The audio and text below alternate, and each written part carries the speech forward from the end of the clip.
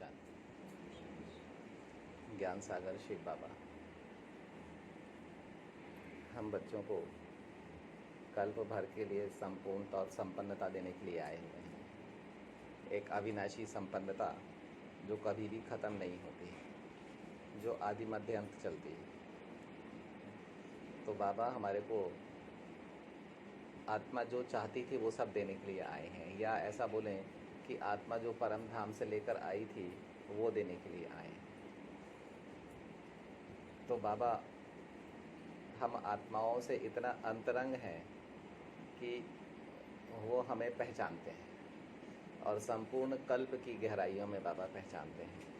और ना केवल पहचानते हैं, हमारे को उन्नति कराने के लिए, हमारे को संपन्न, संपूर्ण और संतुष्ट बनाने के लिए, क्या क्या संपन्न, संपूर्ण, समीप और संतुष्ट बनाने के लिए बाबा हमें बहुत कीमती चीज़ें भी दान में देते हैं, जिससे हमारे व्यक्तित्व में और हमारे अस्तित्व में 84 जन्मों के लिए गहरा डीप गोह्य परिवर्तन आता है। तब बाबा समझाते हैं कि बच्चे, मैंने तुम्हें एक छोटा सा काम दिया हुआ है, लेकिन उसके पहले मैं तुमको बहुत कीमती चीज़ दे चुका हूँ। अभी उनको पहचान कर मुझे याद करना है। बाबा के परिचय के साथ ही हमारे को बाबा से 3 चीज़ मिलती हैं। कौन कौन सी?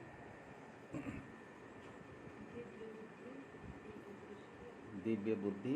बाबा कुछ ना कुछ रोज नया पढ़ाते हैं।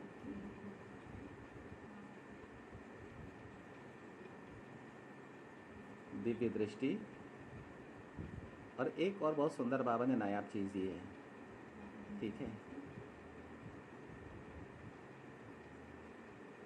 ब्रह्मा का तन, है ना। शिव बाबा को कहा जाता है त्रिमूर्ति। तो अब बाबा को साकार दुनिया में आना है तो कैसे आए? अब बाबा के पास दिव्य बुद्धि और दिव्य दृष्टि है, और उसकी चाबी भी है, वो दूसरे को दे भी सकते हैं, यानी अपने बच्चों को दे भी सकते हैं। तो लेकिन साकार दुनिया में कैसे आए? अब निराकार सीधा तो साकार दुनिया में, साकार देह में नहीं आ सकता। अब देह को अपना कैसे बनाए? देह का ऑपरेशन, संचालन कैसे करे, है ना। एक निराकार आत्मा आकर बैठ जाए तो उसको आकार चाहिए ना, तब तो देह चलेगी। इस देह में से आत्मा अपना आकार लेकर चले जाती है तो देह कहाँ चलती? रथ गिर पड़ता है ना, साकार रथ, उसको जलाना पड़ता है। तो अगर आत्मा को, ज्योति बिंदु निराकार आत्मा को अपनी देह को चलाना है तो उसे आकारी रथ चाहिए। लेकिन जो रथ प्रजापिता ब्रह्मा के पास में है, प्रजापिता के पास में, वो तो अशुद्ध रथ है। अब उसमें कैसे बैठे बाबा? अच्छा, फिर वो अंतिम रथ है। बाबा तो अनादि, बाबा आदि मध्य अंत तो आए नहीं है, तो अंतिम रथ में, सीधा अंतिम रथ में नहीं बैठ सकते। तो बाबा को चाहिए नया रथ। तब त्रिमूर्ति शिव बाबा आकर ब्रह्मा का निर्माण करते हैं। कहाँ पर? समय के बाहर। समय के बाहर जब ब्रह्मा बनाते हैं तो 1 सेकंड में, ब्रह्मा से 1 सेकंड में विष्णु का जन्म होता है, और 1 सेकंड में शंकर का जन्म होता है। हाँ, वो त्रिमूर्ति होने के कारण बनाते एक मूर्ति हैं और बनती 3 मूर्तियाँ हैं, यानी एक मूर्ति में से 3 मूर्तियाँ निकलती हैं। ये है मैनेजमेंट, ये है ईश्वरीय मैनेजमेंट। कि आत्मा जब अब बाबा को अपने बच्चों के पास जाना है तो बाबा बच्चों के पास में मैक्सिमम तो भूतकाल होगा और मैक्सिमम भविष्य काल होगा, यानी संपूर्ण भविष्य भी होगा और संपूर्ण भूतकाल भी होगा। और वर्तमान में खड़े होंगे बच्चे, और मैं और मेरा होने के कारण उनकी सारी नज़र भूतकाल की तरफ रहेगी। मेरा ये खो गया, मेरा वो खो गया है। और एक कालदर्शी होने के कारण उनको, अब बाबा त्रिकालदर्शी, त्रिमूर्ति, और बाबा के बच्चे एक कालदर्शी और एक मूर्ति के लिए मरे जा रहे हैं। एक देह के रिश्तों के पीछे में, देह के वैभव पदार्थों के पीछे में मरे जा रहे हैं एकदम से। तब बाबा समझाते हैं कि अब बाबा कुंडली कैसे मिले? बाबा के बच्चों के पास में भी सूक्ष्म देह है, लेकिन बाबा निराकारी है। तो बाबा ने सूक्ष्म देह का निर्माण किया और उसका नाम रखा ब्रह्मा। अब परमात्मा जब देह बनाते हैं तो देवता की देह बनती है, और उसके बच्चे मनुष्य तन में। बाबा के बच्चों की देह प्रदूषित है, नेगेटिव थॉट्स है, व्यर्थ थॉट्स है, कमजोर विचार है, छीछी विचार है। अब कुंडली कैसे मिले? तब फिर बाबा को क्या करना पड़ता है? अच्छा, फिर 700 करोड़ बाबा के बच्चे इस साकार दुनिया में हैं, तब एक एक बच्चे के पास तो जाएंगे नहीं। तो इसमें मैनेजमेंट है, पूरा ड्रामा में मैनेजमेंट है। सबसे पहले ब्रह्मा सो ब्राह्मण,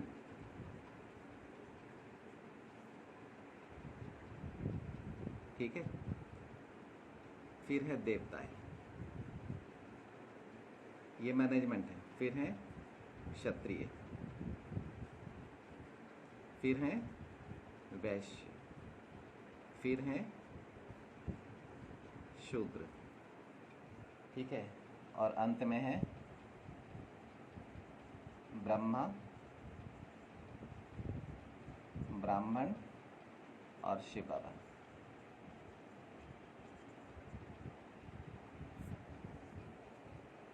मतलब ये मैनेजमेंट है टोटल। इस आधार पर 700 करोड़ आत्माएं आएंगी। इसको कहते हैं नंबरवार।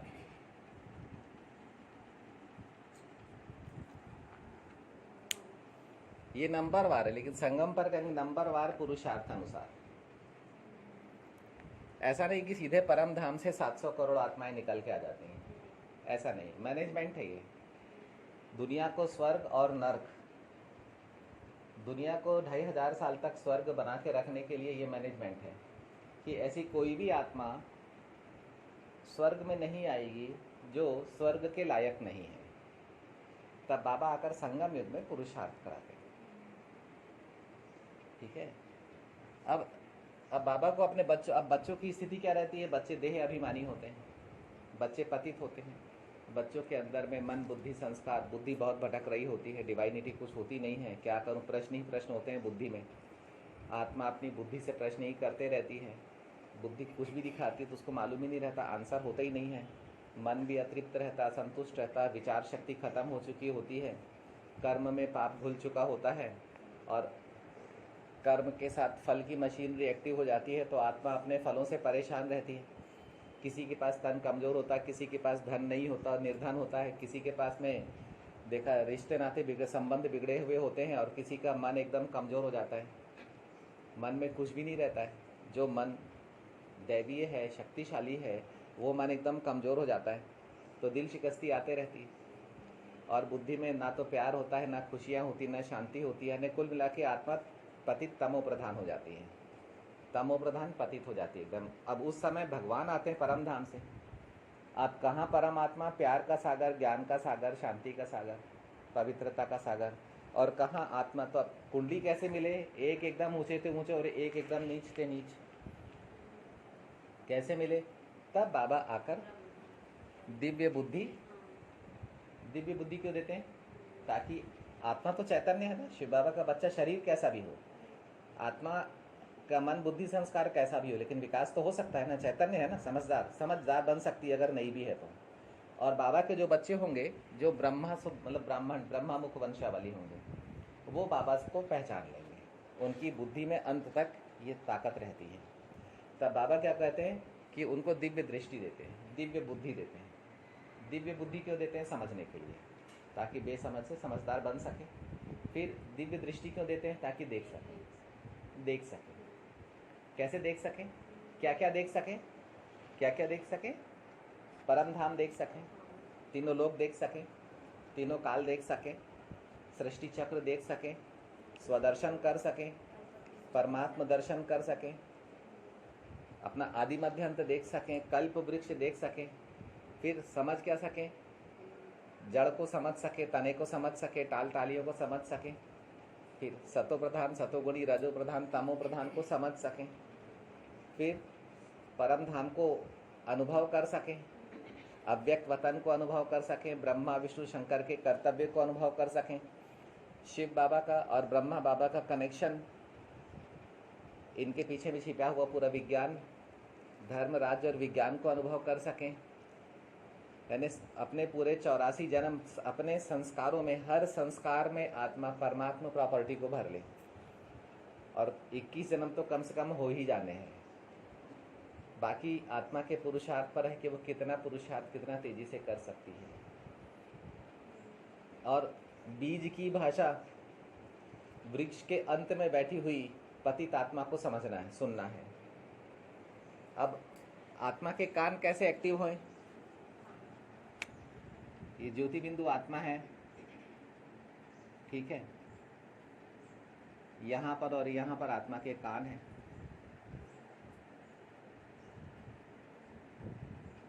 ये कान कैसे एक्टिव हों? ये ज्योति बिंदु आत्मा है यहाँ पर, और यहाँ पर इसका आँख है, ये एक्टिव कैसे हो? ये नाक है, ये कैसे एक्टिव हो? ठीक है, ये मुंह है, कैसे एक्टिव होए? मूर्ति है, एक्टिव कैसे होए? अभी कैसे एक्टिव है? जिसके पास ब्रह्मा का तन नहीं है, उसका जीवन केवल पैसा कमाने के लिए है, खाने के लिए है, नहाने धोने के लिए है, और सोने के लिए है, और अपने रिश्तों को निभाने के लिए है बस। उसका और भगवान से उसका कोई कनेक्शन नहीं है, समझ उसके अंदर में है नहीं, समझाना चाहो समझेगा नहीं। यानी ये समझ जाओ कि ऊंचाइयाँ उसके पास पे नहीं, सिर्फ एक काल है, एक शरीर है, और बस मोहताजी ही मोहताजी है, प्राप्तियाँ कुछ भी नहीं है। दिल शिकस्ती में पड़ा हुआ है, बुद्धि इधर उधर भटक रही है, प्रश्नों से भरपूर है, मन प्रश्नों से भरपूर है, चित्त प्रसन्न चित्त नहीं है, अंदर में पूरा खाली है, गुण और शक्तियाँ एक भी नहीं है, अहंकार कूट कूट के भरा हुआ है, मैं और मेरा भरा हुआ है, और है खाली डब्बा, कुछ भी नहीं है उसके पास में। और अपने और है पदाधिकारी, धनवान, तो अपने को अमीर समझता है, बड़ा आदमी समझता, लेकिन अंदर से पूरा टोटल खाली है, और एक एज आते आते बीमार पड़ जाता है, और छोटी सी एज में मर जाता है, तो कुछ है नहीं। अब लेकिन आत्मा कितनी पावरफुल है, आत्मा कितनी पावरफुल है, कितनी पावरफुल है आत्मा। चैतन्य है आत्मा। अब शरीर में आत्मा के होने का मतलब क्या?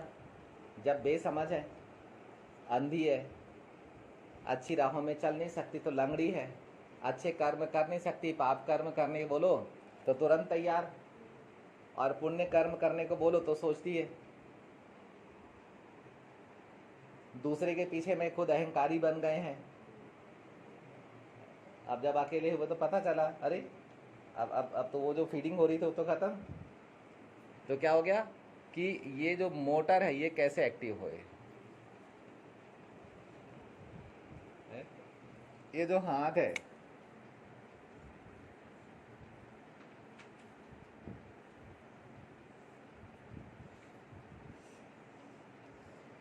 हाथ की मशीनरी कैसे एक्टिव होए?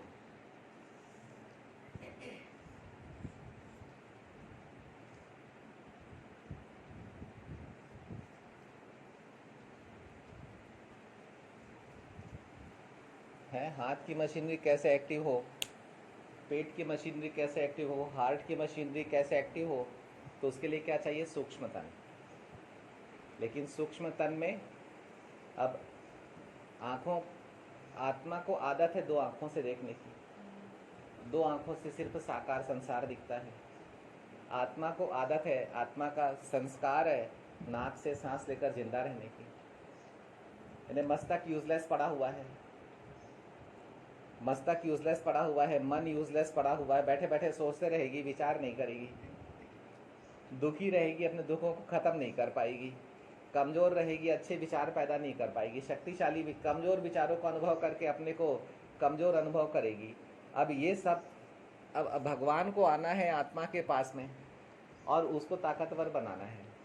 तब बाबा ने क्या कहा कि दिव्य बुद्धि और दिव्य दृष्टि की मशीनरी, बुद्धि और दृष्टि की मशीनरी सूक्ष्म देह से एक्टिव होती है। आप सूक्ष्म देह को निकाल दो, बुद्धि और दृष्टि की मशीनरी, संकल्प की मशीनरी ऑफ हो जाएगी, कर्म की मशीनरी ऑफ हो जाएगी। तो तीनों मशीनरियाँ सारी, बल्कि बोले सारी मशीनरियाँ, बुद्धि, दृष्टि, ठीक है, संकल्प, कर्म और साकार देह, ये सब एक्टिव कैसे होते हैं? ये सब एक्टिव होते हैं सूक्ष्म देह। लेकिन आत्मा की सूक्ष्म देह में ताकत नहीं, आत्मा के पास वो बुद्धि नहीं है जो देख सके, समझ सके। तब फिर बाबा आकर साकार दुनिया में 700 करोड़ आत्माओं की सेवा करनी है बाबा को, अपना संदेश भेजना, सबके पास में अपना संदेश भेजना है। एक भी आत्मा बची हुई नहीं होनी चाहिए, एक भी आत्मा ना छूटे। बाबा का संदेश पहुंचने किसी न किसी विधि से पहुंचेगा, ठीक है। लेकिन हम लोग भाग्यवान है, हम तक बहुत पहले पहुंच गया, बहुत पहले पहुंच गया। अब क्या है कि बाबा का संदेश क्यों पहुंचाना है? ताकि सबको दुखों से मुक्ति मिले, सुख शांति में आ जाएं सब लोग। तब बाबा ने आकर बोले, जब तक आत्माएं समझदार नहीं बनेंगी, प्राप्ति में नहीं बनेंगी, जब तक वो भिखारीपन इनका ख़त्म नहीं होगा, जब तक मांगने की टेंडेंसी ख़त्म नहीं होगी, इनके अंदर में देने की वृत्ति नहीं जागेगी, तब तक ये जैसा मैं चाहूँगा वैसी सेवा करने वाले नहीं हैं। वो हमेशा मांगते ही रहेंगे, वो अपने ही लिए जीते रहेंगे बस। क्योंकि वो जब तक अपने को समझ में ही ना आए, तब तक हम क्या समझें कि ये चीज़ सबके काम की है। अब सबके काम की चीज़ को मैं अपने पॉकेट में रखे घूमूँ किस काम का? और सबके काम आए तो सब सुखी हो जाएं, शांत हो जाएं। तब बाबा ने क्या किया कि सारी मशीनरियां ऑन करने के लिए, हमारी जो वर्तमान सूक्ष्म देह है आत्मा की, उसमें हर मशीनरी, उसमें वो समर्थी नहीं है कि हर मशीनरी को ऑन कर सके। ये हमारे जो मस्तिष्क ऑलरेडी इतना कीमती हमारा मस्तिष्क है, उसका मात्र समझो कि साधारण लोगों में तो 5-7% ही एक्टिव रहता है वो, और जो जीनियस होते हैं उनमें 12 से 15% एक्टिव होता है। और बुद्धि, मतलब बुद्धि कितनी कीमती, मस्तिष्क तो बहुत हल्की चीज़ है उसके सामने में। बुद्धि कितनी, कहाँ तक बुद्धि की पहुँच है, मन की पहुँच, मन की पावर कितनी है। तो ये सब इनएक्टिव पड़ी हुई थी मशीनरियाँ। हमारे संस्कारों में कितने स्वर्ग और नर्क छिपा हुआ है, कितनी प्राचीन धरोहर, पहले से लेकर अंत तक की सारी सामग्री हमारे संस्कारों में है। हमारा दिल हमें तख्त है भगवान के बैठने का। हम अपने दिल में उसी को अलाउ करते हैं जिसको हम पसंद कर लेते हैं, जिसको हम दिल से पसंद कर लेते हैं वही हमारे दिल में अलाउ हो सकता है। और बाबा को हमने दिल से पसंद किया हुआ है। तब बाबा आकर हमें ब्रह्मा का तन देते हैं। तो जैसे ब्रह्मा का तन मिलता है तो हमारी बुद्धि और दृष्टि ये एक्टिव हो जाती है। अब बुद्धि और दृष्टि की मशीनरी एक्टिव हो गई, मन की मशीनरी एक्टिव हो गई, संस्कारों की मशीनरी एक्टिव हो गई, ठीक है। हमारे संस्कारों में 84 जन्म छिपे हुए हैं। बुद्धि की मशीनरी एक्टिव हुई तो तीनों लोग, तीनों काल दिखने लग गए, कल्प वृक्ष दिखने लग गया, सृष्टि चक्र दिखने लग गया, पवित्रता का ताज दिखने लग गया, रत्न जड़ित ताज दिखने लग गया। उसका प्रभाव दिखने लग गया कि सतयुग के पहले जन्म में 9,16,108 आत्माएं और ताजधारी राजा और उसमें जड़े हुए रत्न, उनका क्या प्रभाव होगा? पवित्रता के ताज का क्या प्रभाव होगा? हमारे को सूक्ष्म संसार पर हमारी कंट्रोलिंग आने लग गई, हमारे विचार हमारे कंट्रोल में आने लग गए। हम विचार परिवर्तन करके अपनी अनुभूतियों को परिवर्तन करने की कला सीख गए। हम अव्यक्त वतन परम धाम तक की उड़ान भरने लग गए। हम आकारी देह से अव्यक्त वतन तक पहुंच जाते, बाप दादा के पास में मिलन मनाते। हम पृथ्वी की, विश्व की सेवा करने लग गए। हम गैलेक्सी में उड़ने लग गए। हम बादलों के ऊपर जाकर बादलों की सेवा करते। हम प्रकृति को अपना महसूस करने लग गए। हम ये महसूस करने लग गए कि प्रकृति जो है हमारा कहना मान रही है। जो हमारे को समझते नहीं थे वो हमको समझने लग गए। जो अपने मैं और मेरे में अटके हुए थे उन्होंने बाबा पर अपना मैं और मेरा समर्पण करना चालू कर दिया है। तब बाबा ने हमें ब्रह्मा का तन दिया तो हमारे बुद्धि की मशीनरी एक्टिव हो गई। अब दृष्टि से हमारे को दृष्टि हमारी एक्टिव हो गई तो हमारे को हमारे तीनों काल दिखने लग गए, 84 जन्म दिखने लग गए, पूरी सीढ़ी नज़र आने लग गई, हम सीढ़ी पर चढ़ने उतरने लग गए। कल्प वृक्ष में हमारे को धर्म नज़र आ गया, वर्ण नज़र आ गया, कर्म नज़र आ गए। कल्प वृक्ष में संपूर्ण विस्तार और सार नज़र आ गया। कल्प वृक्ष में हमारे को जड़ दिखने लग गई, तना दिखने लग गई। कल्प वृक्ष में हमको कल्प दिखने लग गया। कल्प वृक्ष में हमारे को सतो प्रधानता, सतोगुणी, रजो प्रधान, तमो प्रधान अवस्थाएं दिख गई। कल्प वृक्ष में हमारे को 700 करोड़ आत्माएं दिख गई, सारा विश्व दिख गया। शिव बाबा बीज दिख गया, आत्मा दिख गया। मैं आत्मा कल्प वृक्ष में कहाँ बैठकर पुरुषार्थ कर रही हूँ ये दिख गया। अब जब दिव्य बुद्धि मिली तो ब्रह्मा का तन बाबा से मिला तो मुझे अपने 84 जन्मों में मैंने 2 रूप से पार्ट प्ले किया हुआ है, मुझे अपने दोनों रूप मिल गए। मुझे अपने पार्ट का पूरा नक्शा मिल गया। आधा इस रूप से पार्ट प्ले किया, आधा इस रूप से पार्ट प्ले किया। वर्तमान में तो मैं आधे रूप में हूँ। तो ब्रह्मा का तन मिला तो 84 जन्मों में जितनी आत्माएं मुझसे संबंधित थी, कनेक्टेड थी, मैं प्रजापिता हूँ ना, ब्रह्मा बाबा के समान उनका बच्चा हूँ ना, तो बहुत सारी आत्माओं से जन्म लिया है। 84 जन्म तो बहुत सारी आत्माओं से कनेक्शन है। वो सब आत्माओं तक ब्रह्मा का तन मिलते साथ वो सारी आत्माओं की मशीनरी, मन बुद्धि के मशीनरी एक्टिव हो गई। अब उन आत्माओं की दिशा जो थी, गति और दिशा प्रजापिता की ओर हो गई। और प्रजापिता ने क्या किया, बाबा का परिचय देना चालू कर दिया। हम लोग सब प्रजापिता ब्रह्मा कुमार कुमारियां हैं ना, तो जो काम शिव बाबा ने ब्रह्मा बाबा के साथ से करवाया वही काम शिव बाबा हम लोगों से भी करवा रहे हैं।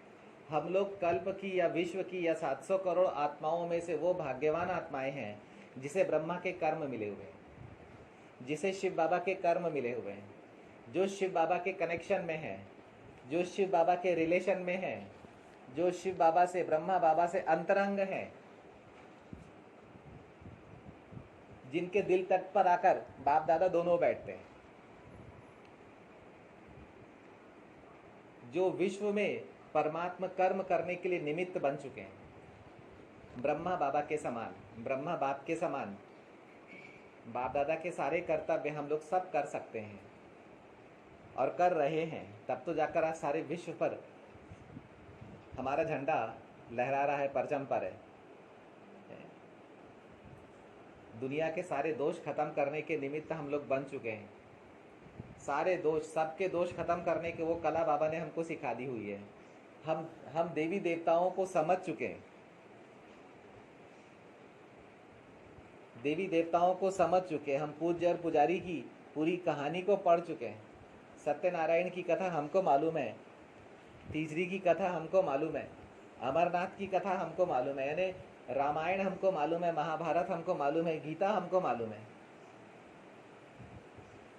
आत्माओं के आगम और आत्माओं के निगम के द्वार हमको मालूम है, एग्जिट और एंट्री गेट हमारे को मालूम है। कहाँ से हम आए और कहाँ से निकलेंगे बाहर, ये हमको मालूम है। ये सारे प्रश्न, मैं कौन हूँ, कहाँ से आई हूँ, कहाँ जाना है, क्या करने के लिए मैं आई थी दुनिया में, मैंने क्या क्या किया है, मैंने कौन कौन से रूप धारण किए हैं, ये सारी मशीनरी जो है जैसे ब्रह्मा का तन मिला तो एक्टिव हो गई। अब मैं आत्मा तृप्त हूँ, अब मैं आत्मा संतुष्ट हूँ। मुझे बाबा मिला, ब्रह्मा बाबा मिला, दादियाँ मिली, बड़े भाई लोग मिले, हमारे पूर्वज मिले। बाबा ने मुझे खुद पूर्वज बना दिया, मातृत्व दिया, पिता का भाव दिया, बच्चे का भाव दिया, दोस्त का भाव दिया। बाबा ने सारे रसों से भरपूर किया। अब मुझे देह और दुनिया और वैभव पदार्थों के रसों में उतना इंटरेस्ट नहीं है, अपने संबंधों के रसों में उतना इंटरेस्ट नहीं है। सिर्फ अब कर्तव्य करना है। क्या बाबा ने बोला है, तोड़ निभाना है, किसी को भी असंतुष्ट करके नहीं जाना है, सबको संतुष्ट करके निकलना है। लेकिन मुझे जो चाहिए था वो मिल गया। अब सबको जो चाहिए वो देने की कोशिश कर रहा हूँ, क्योंकि मुझे मिला है। तो मैं पूर्वज हूँ, मुझे अपने पूर्वजों से मिला, उनको उनके पूर्वजों से मिला, ब्रह्मा बाबा से, शिव बाबा से मुझे मिला। तो जो पूर्वजों को पसंद करके आती हैं आत्माएं, वही जो पूर्वजों की प्रॉपर्टी होती है वही उनको पसंद आती है। तो वही चीज जो बाबा से मुझे मिली है डिक्टो वही परमात्मा चीज मुझे बिना मिलावट किए सबको देना है। जिसको पसंद आ गई वो अपना, जिसको पसंद नहीं आई तो किसी दूसरे से पसंद आ जाएगी, लेकिन आना तो पसंद है ही। तो ब्रह्मा का तन बहुत कीमती है। आज बाबा अनुभव करा रहे थे कि ब्रह्मा का तन मिला तो मुझे परमात्मा वाणी सुनाई पड़ने लग गई, दिव्य बुद्धि मिली तो भगवान की वाणी जो भीष्म पितामह, कृपाचार्य, द्रोणाचार्य, दुर्योधन, अश्वत्थामा, कर्ण, ऐसे ऐसी महान महारथी आत्माओं को, गंधारी, धृतराष्ट्र, ऐसी महान आत्माओं को, जो वैज्ञानिकों को, साधुओं को, सन्यासियों को सुनाई नहीं पड़ी, वो वाणी मुझे सुनाई पड़ने लग गई, जैसे ब्रह्मा का तन मिला। आज बाबा बहुत गहराई से अनुभव करा रहे थे। मुझे मुक्ति धाम दिखाई देने लग गया, जैसे ब्रह्मा का तन मिला, दृष्टि एक्टिव हो गई। बाबा मुझे बहुत सारी स्मृतियाँ, बढ़िया बढ़िया अच्छी अच्छी स्मृतियाँ भेजते, वो मुझे रिसीव होने लग गई, मुझे अनुभव में आने लग गई। ब्रह्मा बाबा के द्वारा भेजी गई चिट्ठी पत्री, शिव बाबा के द्वारा भेजी गई चिट्ठी पत्री ब्रह्मा बाबा के थ्रू मेरे को स्मृतियों के रूप में मिलने लग गया। मुझे सुनाई पड़ा तुम परम पवित्र आत्मा हो। मुझे अंदर चला गया, अच्छा लगा, अरे हाँ, दिव्य बुद्धि से समझ में आ गया, क्योंकि ब्रह्मा का तन मिला हुआ है तो दिव्य बुद्धि एक्टिव हो गई है। पहले दिन से, जब से बाबा मिला, जब से बाबा का परिचय मिला, उसी दिन से ये बहुत बड़ा परिवर्तन आया कि सारी आध्यात्मिकता, ईश्वरीयता और अलौकिकता, पारलौकिकता मुझे अनुभव होने लग गई, पारदर्शिता मुझे अनुभव होने लग गई, गुह्यता मुझे अनुभव होने लग गई, महीनता मुझे अनुभव होने लग गई। कारण अनुभूतियों में इतना बड़ा परिवर्तन कैसे आया? मैं भगवान जिस दिशा में, उस दिशा में चलने लग गया। मुझे नहीं आता था, मुझे गंदी दिशा में चलना आता था, मुझे कलयुग में जीना आता था। मैं अब युग के बिना जीना सीख गया। मैं बियॉन्ड टाइम जाने लग गया। समय के बाहर मुझे निकलना आ गया।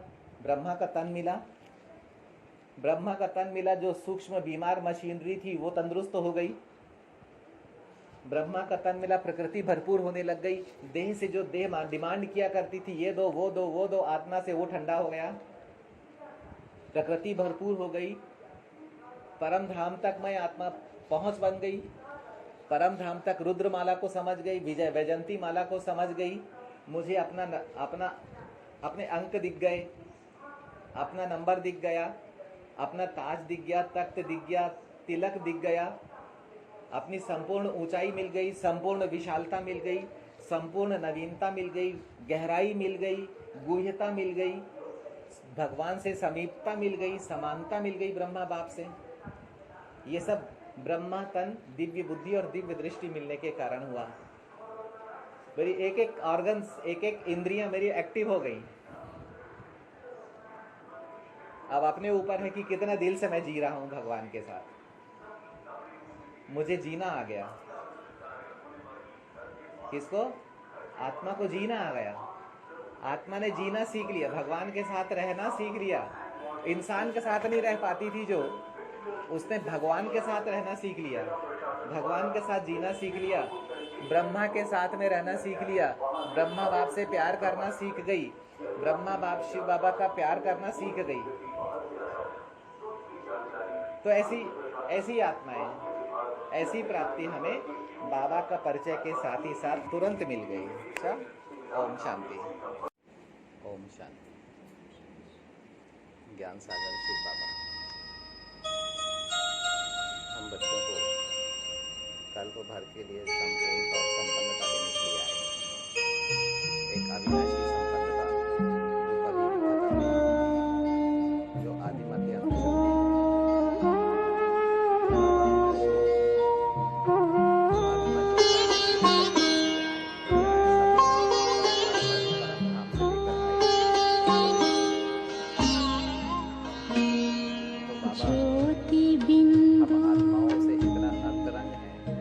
परमात्मा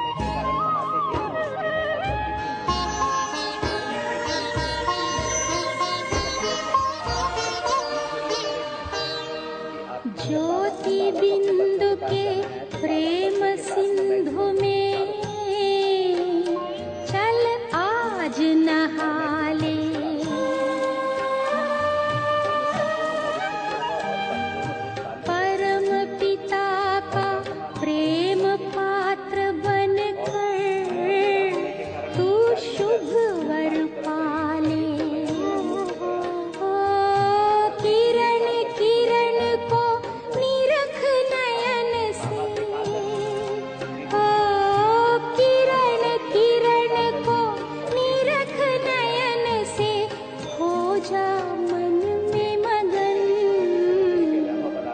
ज्योति बिंदु परमात्मा से है मेरी आत्मा, अब चल कर ले मिलन। परमानंद का अनुभव कर तू, परमानंद का अनुभव कर तू, धन्य बना जीवन। ज्योति बिंदु परमात्मा से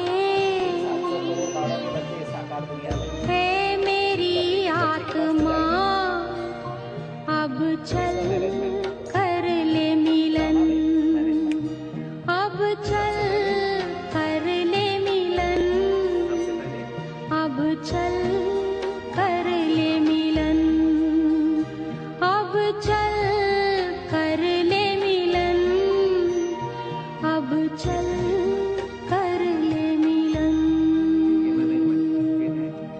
क्षत्रिय फिर है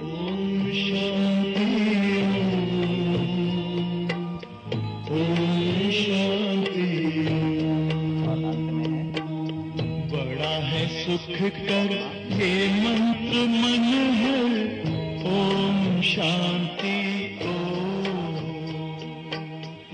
ये ध्वनि मंगल ध्वनि है, ओम शांति। आधार पर 700 करोड़ आत्माएं आएंगी, इसको कहते हैं नंबर वार।